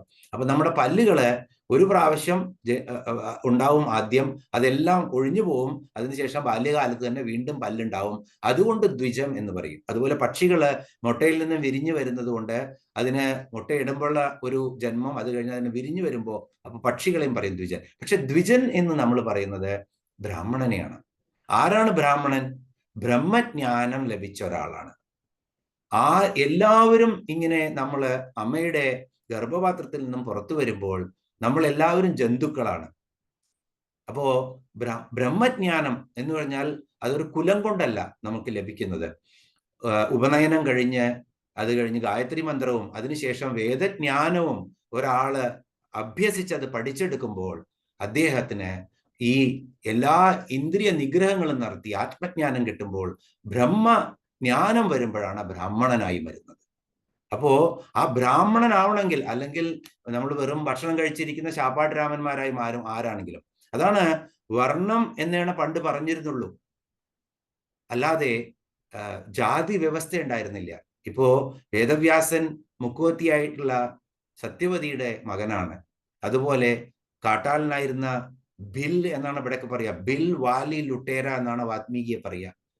ആദികവിയായി ഏറ്റവും ഔന്നത്യത്തിലുള്ള ബ്രഹ്മജ്ഞാനിയായിരുന്നു ഇവരൊക്കെ. അപ്പോ ഇത് സംഭവിക്കണമെങ്കിൽ ഈ ബ്രഹ്മജ്ഞാനം വേണം. അപ്പോഴാണ് വീണ്ടും നമ്മൾ ഈ ഇന്ദ്രിയ നിഗ്രഹം നടത്തിയിട്ട് ബ്രഹ്മജ്ഞാനം നടത്തുമ്പോൾ രണ്ടാം ജന്മമാണ്.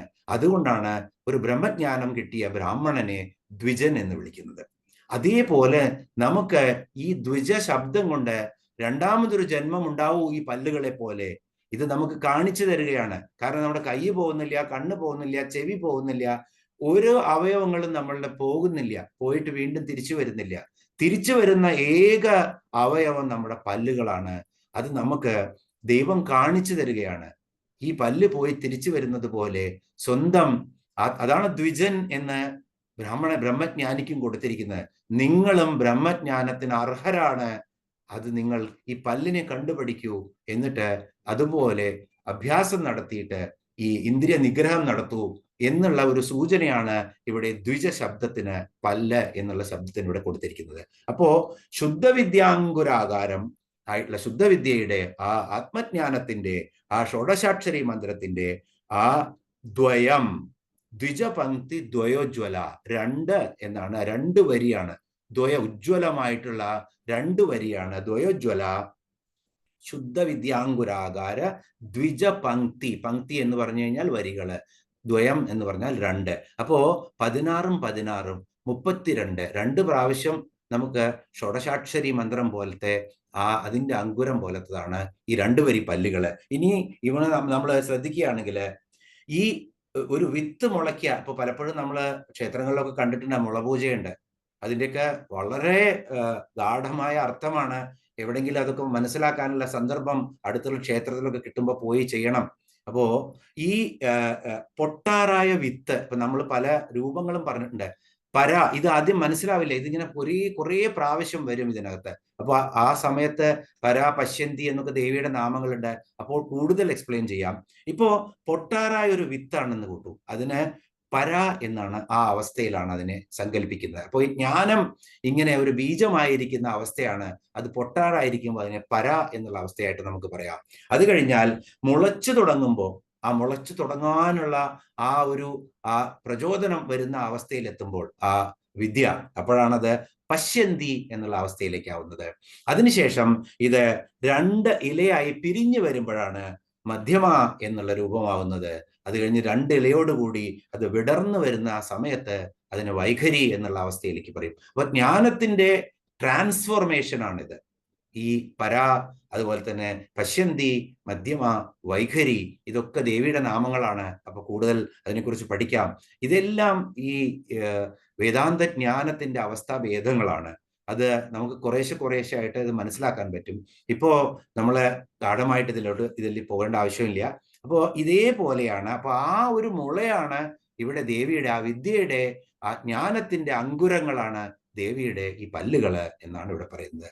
ശുദ്ധവിദ്യാങ്കുരാകാര ദ്വിജപങ്ക്തി ദ്വയോജ്വല. അത് കഴിഞ്ഞാലോ ഇനി പല്ലുകളെ കുറിച്ച് പറഞ്ഞു കഴിഞ്ഞാൽ എന്ത് പറയണം? കർപ്പൂരവീടികാമോദ സമാകർഷി ദിഗന്ധര. ഇനി ദേവി പല്ലുകള് വെളുത്തതാണ്, ശൈവമാണ് പല്ലുകള്. അപ്പോ ശൈവത്തിൽ നിന്നും അതിനെ ഒന്ന് ചുവപ്പിച്ചെടുക്കണം, അല്ലെ? എന്നാലാണ് ശക്തി വരുള്ളൂ അവിടെ.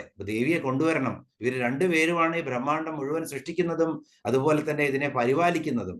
അപ്പോ ഈ കാമേശ്വരനും കാമേശ്വരിയും. അപ്പൊ ഇവിടെ എന്താണ്? കർപ്പൂരവീടിക. കർപ്പൂരവീടിക എന്ന് പറഞ്ഞു കഴിഞ്ഞാൽ വളരെ 18 തരത്തിലുള്ള സുഗന്ധദ്രവ്യങ്ങൾ കൂട്ടിയിട്ട്, ബീഡ എന്ന് പറയില്ലേ നമ്മള്, അത് ചതച്ചെടുത്തിട്ട് കിട്ടുന്ന, അത് വെറ്റിലയില് വെച്ച് അതിനകത്ത് 100 കൂട്ടും, അങ്ങനെ കൂട്ടിയെടുക്കുന്ന ആ മുറുക്കാനുള്ള താമ്പൂലമാണ് എന്ത്? കർപ്പൂരവീടിക. അപ്പോ താമ്പൂല ശാസ്ത്രം എന്ന് പറഞ്ഞ ഒരു ശാസ്ത്രമുണ്ട്. ഒന്നിനെയും നമുക്ക് തള്ളിക്കളയാൻ പറ്റില്ല. ഭാരത സംസ്കൃതിയില് താമ്പൂല ശാസ്ത്രത്തില് പുകലയില്ല. ഇന്ന് നമ്മള് താമ്പൂലം എന്ന് പറഞ്ഞാൽ പുകലയാക്കി മാറ്റി, അല്ലെങ്കിൽ താമ്പൂലം തന്നെ മാറ്റിയിട്ട് പുകല മാത്രം കഴിക്കുന്ന ഒരു സംസ്കാരമായി മാറി നമ്മുടെ. ഇതാണ് മുഗളന്മാർ നമുക്ക് കൊണ്ടു തന്നു കഴിഞ്ഞ സംസ്കാരം. എല്ലായിടത്തും തുപ്പി നിറയ്ക്കുന്ന താമ്പൂലം. നമ്മുടെ താമ്പൂലം എന്ന് പറഞ്ഞാൽ ആദ്യം ചവയ്ക്കുന്നത് മാത്രമേ പുറത്തേക്ക് തുപ്പുള്ളൂ, ബാക്കിയെല്ലാം കഴിക്കാനുള്ളതാണ്. താമ്പൂല ശാസ്ത്രം ഒന്ന് തിരഞ്ഞെടുത്ത് ഗൂഗിളിലോ ഒക്കെ ഒന്ന് നോക്കി നോക്കൂ. അപ്പൊ അതിന്റെ മഹത്വം മനസ്സിലാവും. ശരീരത്തിന്റെ താപനില ഒരു പ്രത്യേക ഡിഗ്രിയിൽ നിർത്താൻ തക്കതായിട്ടുള്ള ഈ ഒരു വഴി കൂടിയാണ് താമ്പൂല ചർവണം. ദഹനം കൂട്ടും അത്. കാരണം അതുപോലത്തെ സാധനങ്ങളാണ് അതിൽ ഉപയോഗിക്കുന്നത്. അപ്പോ ഈ താമ്പൂല ചർവണത്തിലെ എങ്ങനെയാണ് അത്രേ, രാവിലെ 7 പ്രാവശ്യം മുറുക്കണം എന്നാ പറയുക. മുറുക്കുക എന്ന് പറഞ്ഞു കഴിഞ്ഞാൽ പുകല കൂട്ടിയിട്ടുള്ള മുറുക്കല്ല, ഇതിന് കണക്കുണ്ട് അതിനകത്ത്. രാവിലെ മുതൽ ഉച്ച വരെയുള്ള സമയത്ത് 7 പ്രാവശ്യം താമ്പൂലം ചവയ്ക്കണം, വെറ്റില. അപ്പോ ആ സമയത്ത് ഏറ്റവും കൂടുതൽ അതിനകത്ത് അടയ്ക്കയായിരിക്കും. കുറച്ച് വെറ്റില, കൂടുതൽ അടയ്ക്ക, അത് കഴിഞ്ഞാൽ പിന്നെ ഈ 14 സുഗന്ധദ്രവ്യങ്ങൾ അതാണ് കൂട്ടുന്നത്. അതിനകത്ത് ഒരു ഏലക്ക, ഇലവങ്കം, കർപ്പൂരം, കസ്തൂരി, മാതളം, ജാതിക്ക, ജാതിപത്രി, അടയ്ക്ക, നാളികേരം, കുരുമുളക്, ചുക്ക്, ചുണ്ണാമ്പ്, കൃഷ്ണ തുളസി, ഇതൊക്കെയാണുള്ളത്. അതിനകത്ത് അടയ്ക്കയുടെ പോർഷൻ കൂടുതലായിരിക്കും. ഈ ഉച്ചവരെ ഈ എത്ര പ്രാവശ്യം എന്ന് പറഞ്ഞു, 7 പ്രാവശ്യം. ഉച്ചഭക്ഷണം കഴിഞ്ഞാൽ പിന്നെ സന്ധ്യാസമയം വരെ 5 പ്രാവശ്യം താമ്പൂല ചർവണം ചെയ്യണമെന്നാണ് പറയുന്നത്. അപ്പോ 100 കൂടുതലായിരിക്കും. കാരണം അത് ഡൈജഷൻ കൂട്ടാനുള്ള ഉപാധി ആയിരിക്കണം. അതിനെ കൂടുതൽ പഠിച്ചു കഴിഞ്ഞാൽ മനസ്സിലാക്കാം. അത് കഴിഞ്ഞതിന് ശേഷം പിന്നെ സന്ധ്യയ്ക്ക് ശേഷം 3 പ്രാവശ്യം താമ്പൂല ചർവണം, അതിന് 15 പ്രാവശ്യം താമ്പൂല ചർവണം നടത്തണം എന്നുള്ളതാണ് ശാസ്ത്രവിധി പ്രകാരം പറയുന്നത്. അപ്പൊ ഇതൊക്കെ എഴുതി വെച്ചിട്ടുണ്ട്. പലപ്പോഴും നമുക്ക് അത് പുകല മാത്രമായി മാറും, അല്ലെങ്കിൽ 100 മാത്രം കഴിക്കുക എന്നിട്ട് നാവ് പൊള്ളിക്കുക എന്നുള്ള അവസ്ഥയായി മാറും. ഇതിനൊക്കെ വിധി എഴുതിയിട്ടുണ്ട്. അപ്പൊ ഇവിടെ കർപ്പൂര വീടികാമോദ സമാകർഷിതി ഗന്ധര, ഇവിടെ നാമം എന്താണ് പറയുന്നത്? ഇതേപോലത്തുള്ള ദേവി ഈ താമ്പൂല ചർവണം ചെയ്യും. താമ്പൂല ചർവണം ചെയ്യുമ്പോൾ അതിന്റെ സുഗന്ധം എങ്ങനത്താണ്? ആ കർപ്പൂര വീടികയുടെ ആമോദം എന്ന് പറഞ്ഞാൽ സന്തോഷം എന്നും അർത്ഥമുണ്ട്, സുഗന്ധം എന്നും അർത്ഥമുണ്ട്. ഇവിടെ സുഗന്ധം എന്നുള്ള അർത്ഥമാണ്. അപ്പോൾ കർപ്പൂര വീടികയുടെ ആ സുഗന്ധം, കർപ്പൂര വീടിക ആമോദ സമാകർഷി ദിഗന്ധര, ഈ ദിക്പാലകന്മാരും ദിഗ്ദേവതകളും മുഴുവൻ ഈ ദേവിയുടെ ഈ താമ്പൂല ചർവണത്തിന്റെ ആ സുഗന്ധം കണ്ടു കഴിഞ്ഞാൽ ഇങ്ങനെ വന്ന് നോക്കി നിൽക്കത്രേ. ഒരു ലേശം ഉച്ഛിഷ്ടമെങ്കിലും ദേവിയുടെ താമ്പൂല ചർവണത്തിന്റെ കിട്ടാൻ വേണ്ടിയിട്ട് ദിഗ്ദേവതകളും ദിക്പാലകന്മാരും ഒക്കെ നോക്കി നിൽക്കുമെന്ന്. കാരണം അത്രയും ആ സുഗന്ധപൂരിതമാണ്. ഇതിന്റെ ഒരു തുള്ളി കിട്ടിക്കഴിഞ്ഞാൽ കവിയായി മാറും എന്നാണ് സങ്കല്പം. ദേവിയുടെ താമ്പൂല ചർവണത്തിന്റെ ഒരു തുള്ളി നമ്മൾക്ക് കിട്ടിക്കഴിഞ്ഞാൽ അത് നമ്മൾ കവിയായി മാറും എന്നാണ് പറയുന്നത്. അപ്പോ നമ്മൾക്കിപ്പോ ഇതൊന്നും താമ്പൂല ചർവണം എന്ന് പറഞ്ഞാൽ ഉച്ഛിഷ്ടമല്ലേ എന്നൊക്കെ ആയി മാറും കംപ്ലീറ്റ്. അപ്പോ എല്ലാ ശാസ്ത്രങ്ങൾക്കും അതീതമായി മാറി നമ്മളുടെ ഭാവനകളെല്ലാം. കാരണം തുക്കാറാമിന്റെ ഒരു കവിതയുണ്ട്. തുക്കാറാം മഹാരാഷ്ട്രയിലെ വളരെ ഭക്തകവി, വളരെ വിജ്ഞാനം ഉണ്ടായിരുന്ന ആളായിരുന്നു അദ്ദേഹം. വളരെ ഗംഭീര കവിയുമായിരുന്നു അദ്ദേഹം. തുക്കാറാം അദ്ദേഹത്തിന്റെ ഒരു മറാഠി കവിതയില് ഇങ്ങനെ പ്രാർത്ഥിക്കുകയാണ് ദേവിയോട്, പാണ്ഡുരംഗനോട്. പാണ്ഡുരംഗന്റെ ഭക്തനായിരുന്നു. പാണ്ഡുരംഗനോട് പ്രാർത്ഥിക്കുകയാണ്, ഞാനൊരു നായയായിട്ട് എനിക്ക് ജന്മം കിട്ടിയിരുന്നെങ്കിൽ അങ്ങയുടെ കാൽക്കൽ കിടന്ന് ഞാൻ ആ പാദങ്ങളെ നക്കുമായിരുന്നു.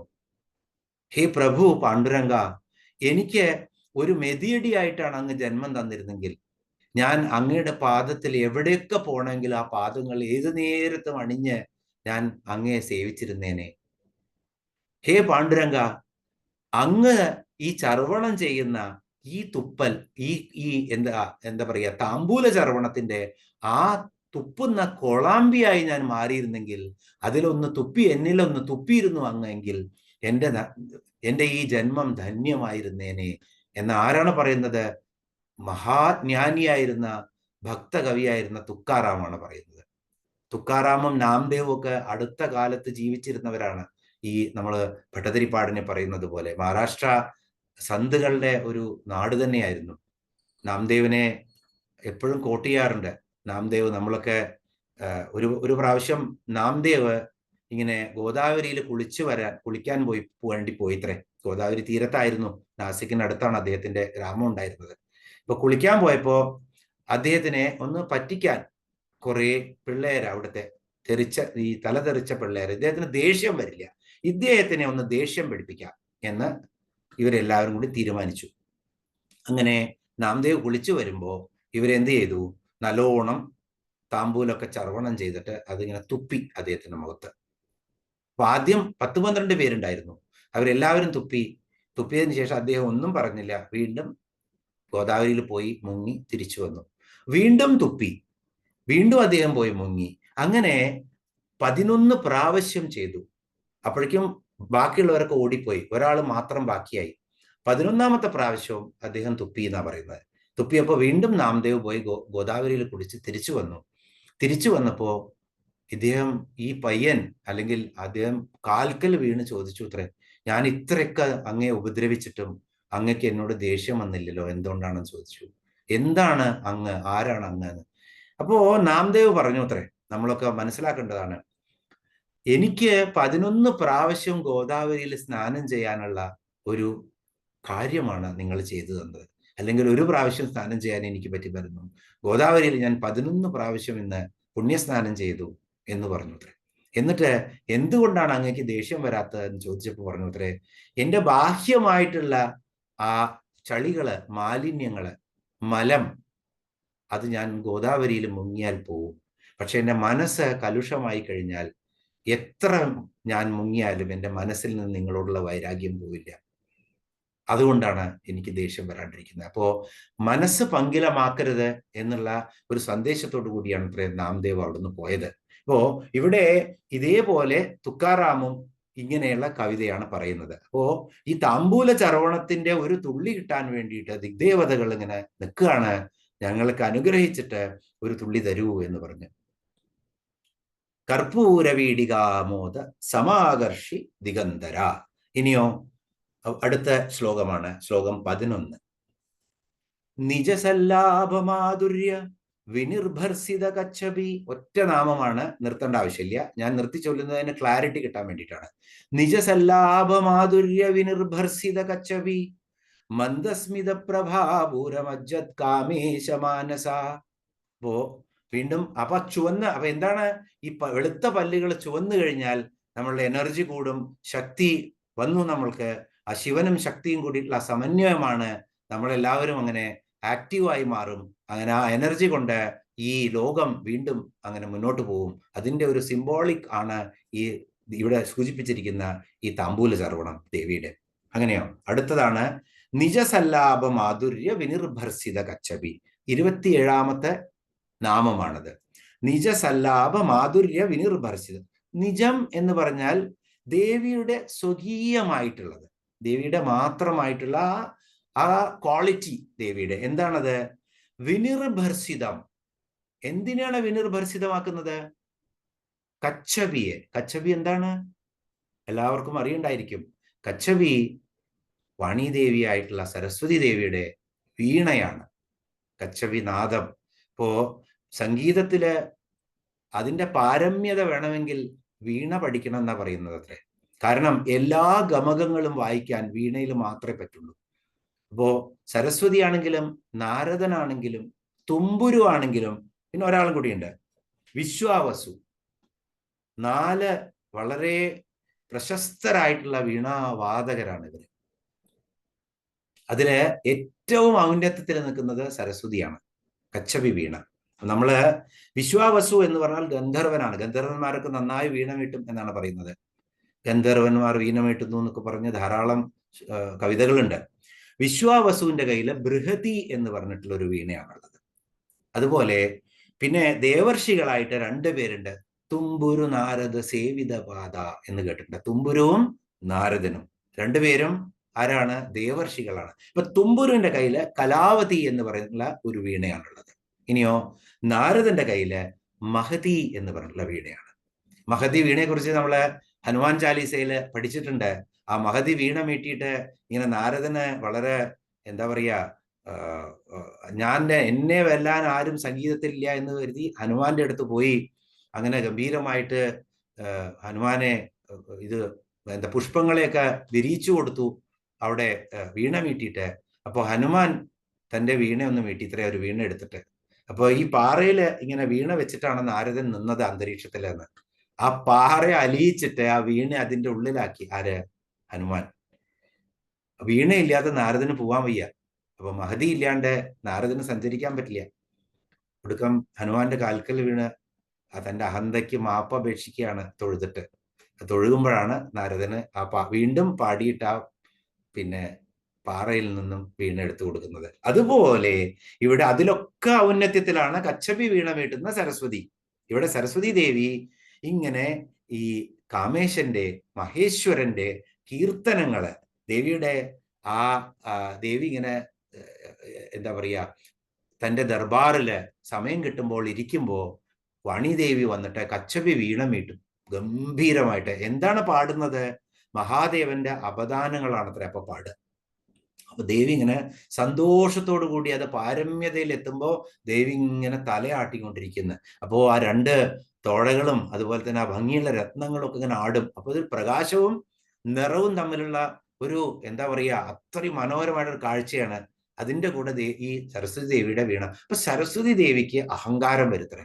എൻ്റെ വീണാനാഥം കേട്ട് കണ്ടില്ലേ, ദേവി ഇങ്ങനെ അലിഞ്ഞിരിക്കണു, എന്ത് നന്നായി എനിക്ക് വീണ മീട്ടാൻ പറ്റും എന്ന സരസ്വതി ദേവിക്ക് പോലും, വാണി ദേവിക്ക് പോലും അഹങ്കാരം വരും. അപ്പൊ നമുക്കൊക്കെ അഹങ്കാരം വരുമ്പോ അത് എപ്പോഴും കൊണ്ടു നടക്കണം എന്നല്ല പറയുന്നത്.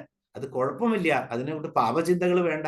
അഹങ്കാരം കുറയണം, അഹം ബോധമാക്കി മാറ്റണം അതിനെ. അപ്പൊ ഈ അഹങ്കാരം വരുമ്പോ ഇത് ദേവിക്ക് മനസ്സിലാവും.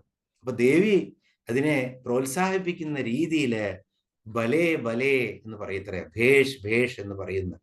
ഇങ്ങനെ ഈണത്തില് ഇത് കേട്ട് കഴിഞ്ഞാൽ ആ സ്വരശുദ്ധി, ദേവി ഇങ്ങനെ ഭലേ ഭലേ എന്ന് 2-3 പ്രാവശ്യം പറയുമ്പോഴുള്ള ആ സ്വരത്തിന്റെ മാധുര്യവും ആ ശുദ്ധിയും കേട്ട് കഴിഞ്ഞാൽ ഈ കച്ചവി വീണയ്ക്ക് പോലും നാണം വന്ന് ആ വീണയുടെ അതിന്റെ ആ തന്തികളൊന്നും മീട്ടാതെയാവും. സരസ്വതിക്ക് അത് കേട്ടിട്ട് ആകുമൊത്തം നാണക്കേട് വന്ന് സരസ്വതി അത് അടച്ചു പിടിച്ച് തിരിച്ചു പോവും എന്നാണ് ശങ്കരാചാര്യർ പോലും എഴുതിയിരിക്കുന്നത്. അപ്പൊ ഇവിടെ എന്താ പറയുന്നത്?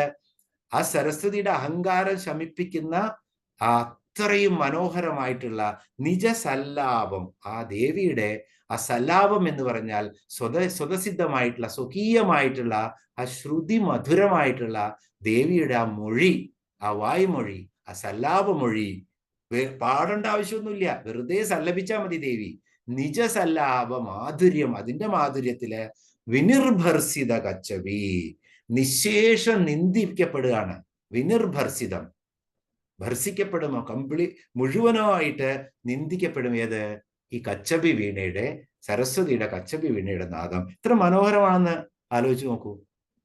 ഈ ഉപമകൾ എന്താ ഇവിടെ പിന്നെ ഏതാണ് അലങ്കാരം? ഉൽപ്രേക്ഷ പോലത്തെ അലങ്കാരമായിരിക്കും ഇവിടെ. കൃത്യമായിട്ട് നോക്കിയാലേ അറിയാൻ പറ്റുള്ളൂ. അത്രയും മനോഹരമായിട്ടുള്ള ഒരു ദൃശ്യമാണ് ഇവിടെ നമ്മുടെ മുന്നിൽ കൊണ്ടുവന്ന് വെക്കുന്നത്. ഇനിയോ ഇവിടെ അടുത്തത് മന്ദസ്മിത പ്രഭാപൂര മജ്ജത് കാമേശ മാനസ. അടുത്തത് ഇനി ദേവി മന്ദഹസിക്കുമ്പോ എന്താണ് സംഭവിക്കുക എന്നുള്ളത്. അപ്പൊ എല്ലാം കണ്ടു. ദേവി ഒന്ന് മൊഴിഞ്ഞു കഴിഞ്ഞാൽ ആ തിരുവായ്മൊഴിയുടെ 2 അക്ഷരം കൊണ്ട് കച്ചപി വീണ പോലും നാണിക്കും. ഇനി ദേവി ഒന്ന് മന്ദഹസിച്ചാലോ എന്താ സംഭവിക്കുക? ആലോചിച്ച് നോക്കൂ. ദേവിയുടെ മന്ദഹാസത്തെ പറ്റി പറയുമ്പോൾ നമ്മള് ആ പൂർവ്വപീഠികയിലേക്ക് ഒന്ന് തിരിച്ചു പോകണം. കാരണം ദേവി ഇങ്ങനെ എന്താ പറയാ, ഈ ചിദഗ്നികുണ്ഡത്തിൽ നിന്നും ഉയർത്തെഴുന്നേറ്റ് വന്നപ്പോ ഈ അസുര നിഗ്രഹത്തിന് വേണ്ടിയിട്ടാണ് ദേവി വരുന്നത്. അപ്പോ അസുരനെ നിഗ്രഹിക്കണമെങ്കിൽ ദേവിക്ക് കാമേശനുമായിട്ട് സംഗമിക്കണം. അത് എല്ലാ ജന്മങ്ങളിലും ദേവി അങ്ങനെ തന്നെയാണ്. അപ്പൊ കാമേശനുമായിട്ടുള്ള സംഗമത്തിന് വേണ്ടി കാമേശനെ പറ്റി ദേവി ആലോചിക്കുകയാണ്. അപ്പൊ കാമേശൻ ഇങ്ങനെ വരികയാണത്രേ. അപ്പൊ വൈരാഗിയാണ് കാമേശൻ. അങ്ങനെ വരുന്ന സമയത്ത് ദേവി ഒരു വരണമാല്യം കയ്യിലെടുത്തിട്ട് ഇങ്ങനെ ചുഴറ്റിയിട്ട് എറിയാണ്. എറിയുമ്പോ അത് ഇങ്ങനെ ഇദ്ദേഹത്തിന്റെ കഴുത്തില്, കന്ധരം എന്ന് പറഞ്ഞാൽ കഴുത്തില് വീഴുകയാണ്. മന്ദസ്മിത പ്രഭാപൂര മജ്ജൽ കാമേശ മാനസ. അപ്പോ അത് കഴുത്തിൽ വീഴുമ്പോ കാമേശൻ ഒന്ന് ഇങ്ങനെ നോക്കുന്നുണ്ട് അത്രേ. ആ നോക്കുന്നത് കൂടി ദേവി ഒന്ന് പുഞ്ചിരിക്കും. ആ പുഞ്ചിരിച്ചതോടുകൂടി വൈരാഗിയായിട്ടുള്ള, വിരക്തനായിട്ടുള്ള കാമേശൻ ദേവിയുടെ ആ സൗന്ദര്യത്തില് അങ്ങനെ മുഴുകിയിട്ട് ദേവിയുടെ അടുത്ത് വരികയാണെന്നുള്ളതാണ് പറയുന്നത്. അപ്പോ കാമദേവനെ, ഇതിന്റെ തുടക്കത്തിലുള്ള ആ സംഭവം നമുക്കറിയാം. ഇങ്ങനെ സതിയുടെ ദേഹത്യാഗത്തിന് ശേഷം സർവസംഘ പരിത്യാഗിയായിട്ട് തപസ്വിയായിരിക്കുന്ന ആ അദ്ദേഹത്തിനെ, മഹേശ്വരനെ ഉണർത്താൻ ആരാണ് വരുന്നത്? ദേവാദിദേവകൾ എല്ലാവരും കൂടിയിട്ട് കാമദേവനെയാണ് ഏൽപ്പിക്കുന്നത്. കാമദേവൻ അങ്ങനെ ഒളിഞ്ഞിരുന്ന് തൻ്റെ അസ്ത്രങ്ങൾ ഒളിയം പെയ്യാൻ വേണ്ടി ഇരിക്കുകയാണ്. പാർവതി ദേവി അപ്പോൾ രാവിലെ പുഷ്പങ്ങൾ കൊണ്ട് ഇങ്ങനെ അർച്ചിക്കാൻ വരികയാണ് പാദത്തില്. മഹേശ്വരന്റെ കണ്ണു തുറക്കില്ല. ഇവരുടെ രണ്ടുപേരുടെയും സംഗമം ഉണ്ടായാലാണ് താരകാസുരനെ നിഗ്രഹിക്കാൻ പറ്റുള്ളൂ. അപ്പൊ കാമേശൻ അത് നോക്കിയിട്ട് വസന്തനെ കൊണ്ടുവന്ന് അവിടെ മാരുതനെ അവിടെ അഴിച്ചുവിട്ട് മുഴുവൻ തണുത്തിരിക്കുന്ന ഹിമാലയത്തിനെ മുഴുവൻ ഊഷ്മളമാക്കി മാറ്റി, മുഴുവൻ പുഷ്പങ്ങളും ആക്കി. അങ്ങനെ ആ സൗന്ദര്യത്തിന്റെ പ്രതീകമായ പാർവതി വന്ന ആ പുഷ്പം അർപ്പിക്കുമ്പോഴാണ് ആ കാലിൽ അർപ്പിക്കുമ്പോഴാണ് കാമേശൻ അസ്ത്രം അയക്കുന്നത്. ആ പൂവമ്പ് അയച്ചിട്ട് ഇങ്ങനെ കണ്ണു തുറക്കുകയാണ്. അത് കാമദേവൻ അയക്കുന്ന അത് കൊണ്ടിട്ട് അപ്പൊ കാണുന്നത് ആരെയാണ്? പാർവതിയെ. അപ്പൊ പാർവതി ഒന്ന് മന്ദഹസിച്ചു അത്രേ. ആ മന്ദഹാസത്തില് അങ്ങനെ ആ സർവസംഘ പരിത്യാഗിയായിട്ടിരുന്ന കാമേശ്വരൻ വീണ്ടും ശിവനായി പാർവതിയുടെ കൂടെ ചേരുകയാണ് എന്നാ പറയുന്നത്. പക്ഷേ ആരാണ് ഇതിന്റെ പിറകിലെന്ന് മനസ്സിലാക്കി ഭസ്മമാക്കുകയാണ്. ആരെ? കാമേശ്വരനെ ജയിച്ചവനാണ് ആര്? ശിവൻ. കാമദേവനെ ജയിച്ചവനാണ് കാമേശ്വരൻ. അങ്ങനെ കാമദേവനെ ഭസ്മമാക്കി എന്നവർ. ആ കാമദേവനെ ഭസ്മമാക്കിയിട്ടുള്ള ആ കാമേശനെ പോലും ഒരു ചെറിയ മന്ദസ്മിത പ്രഭാപൂരം, തന്റെ മന്ദസ്മിതത്തിന്റെ പ്രഭാപൂരം കൊണ്ട് മജ്ജത് എന്ന് പറഞ്ഞാൽ മുക്കിക്കളഞ്ഞു.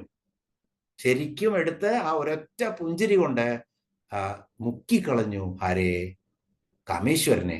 കാമേശ്വരൻ തന്നെ ഉപയോഗിക്കണം അവിടെ. കാരണം കാമദേവനെ ദഹിപ്പിച്ചിട്ടുള്ള അത്രയും കോപാകുലനായിരിക്കുന്ന ആ മഹാദേവനെ ഒരു പുഞ്ചിരി കൊണ്ട് മുക്കിക്കളഞ്ഞു. ആരുടെ? കാമേശന്റെ മനസ്സിനെ. അപ്പോ ദേവിക്ക് നമ്മളെയൊക്കെ എത്ര വേഗം ദേവിയിൽ അനുരക്തരാക്കാൻ പറ്റും എന്ന് ആലോചിച്ച് നോക്കൂ. ഒരു ചെറിയ കടാക്ഷമേ വേണ്ടുള്ളൂ. ആ കടാക്ഷത്തിന്റെ ഒരു കണിക കിട്ടിക്കഴിഞ്ഞാൽ നമ്മള് ഈ കാമേശനെ പോലെ, നമ്മളൊക്കെ കാമേശ്വരനൊക്കെ എത്ര ശിവനെ മുക്കാമെങ്കിൽ നമുക്കൊക്കെ വളരെ എളുപ്പത്തില് ആ രൂപത്തിനെ നമുക്ക് കിട്ടും, നമ്മളുടെ ആ സിദ്ധി കിട്ടും എന്നാണ് ഇവിടെ സൂചിപ്പിക്കുന്നത്. അപ്പൊ ഇവിടെ നിജസല്ലാപ മാധുര്യ വിനിർഭർസിത കച്ചവി മന്ദസ്മിത പ്രഭാപൂരം അജ്ജത് കാമേശ മാനസ. ഈ ഈ 11ാമത്തെ ശ്ലോകത്തോടു കൂടി ഇന്ന് നമുക്കിവിടെ അവസാനിപ്പിക്കാം. ആ ദേവിയുടെ മന്ദസ്മിതം നമ്മുടെ എല്ലാവരുടെയും മനസ്സില് ഒരു നല്ല രീതിയിൽ ഒന്ന് കണ്ണടച്ച് അതിനെ കണ്ടുകൊണ്ട് നമുക്കിന്നിവിടെ അവസാനിപ്പിക്കാം. എല്ലാവർക്കും ഒരിക്കൽ കൂടി നമസ്കാരം. തിരുവേനി